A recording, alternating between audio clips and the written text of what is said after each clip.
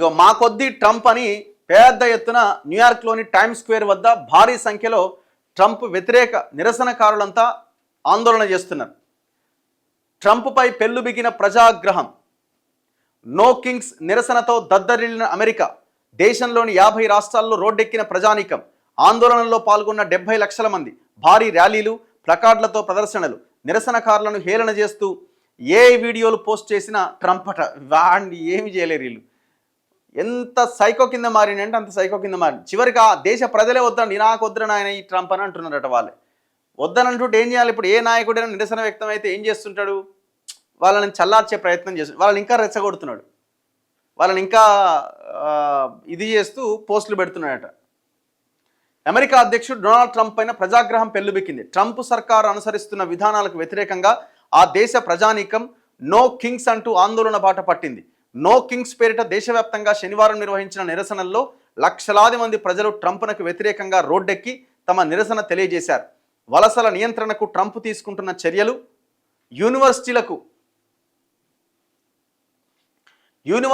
నిధుల తగ్గింపు, దేశంలోని చాలా రాష్ట్రాల్లో సైనికుల మొహరింపు, షట్డౌన్తో ప్రభుత్వ సేవలు నిలిచిపోవడం వంటి అనేక కారణాలు ఈ నిరసనల వెనుక ఉన్నాయి. ట్రంప్ దేశ అధ్యక్షుడిగా రెండోసారి బాధ్యతలు చేపట్టిన తర్వాత ప్రభుత్వానికి వ్యతిరేకంగా జరిగిన 3వ ఆందోళన ఇది. మీడియా కథనాల ప్రకారం అమెరికాలోని 50 రాష్ట్రాల్లోని 2700 ప్రాంతాల్లో నో కింగ్స్ నిరసన ప్రదర్శనలు జరిగినాయి. దాదాపు 70 లక్షల మంది ప్రజలు ఈ నిరసనల్లో పాల్గొన్నారట. 70 lakhs. మన దేశంలో ఇట్లాంటి నిరసన కార్యక్రమం ఒక్కటేనే ఉంటుందా? ఒకసారి ఆలోచించండి. చాలా శాంతియుతంగా వాళ్ళు చెప్పాలనుకున్నది రోడ్ల మీదకి వచ్చి చాలా అద్భుతంగా ఆ నిరసన చేసి వెళ్ళిపోయినారు శాంతియుతంగా. మన దగ్గర అసలు రోడ్ల మీదకి వచ్చి మాట్లాడి లేకపోతే నిరసన వ్యక్తం చేసే పరిస్థితి ఉన్నదా? వీళ్ళు ఇట్లా నో కింగ్ అని ఈ రకంగా నిరసన ప్రదర్శన చేస్తున్నారు చూడండి. దాదాపుగా 2700 ప్రాంతాల్లో ఈ నిరసన చేసిరట.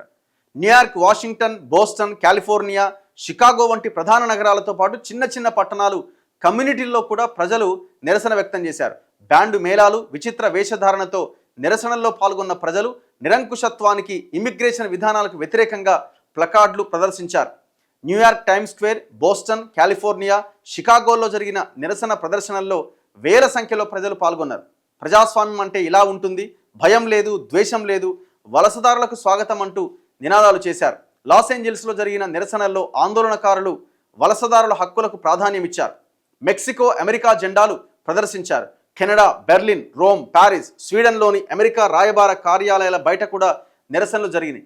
దేశవ్యాప్తంగా 2500కు పైగా నిరసన ప్రదర్శనలు జరిగాయని, శాంతియుతంగా జరిగిన ఈ ర్యాలీల్లో ఎవరిని అరెస్ట్ చేయలేదని పోలీసులు ప్రకటించారు. మన దగ్గర అయితే వాడు ఇంటికెళ్ళి బయటకు వచ్చేలా హౌస్ అరెస్ట్. మన దగ్గర నేనే రాజు అనేలా ట్రంప్ ఏఐ వీడియోలు పెట్టిండట.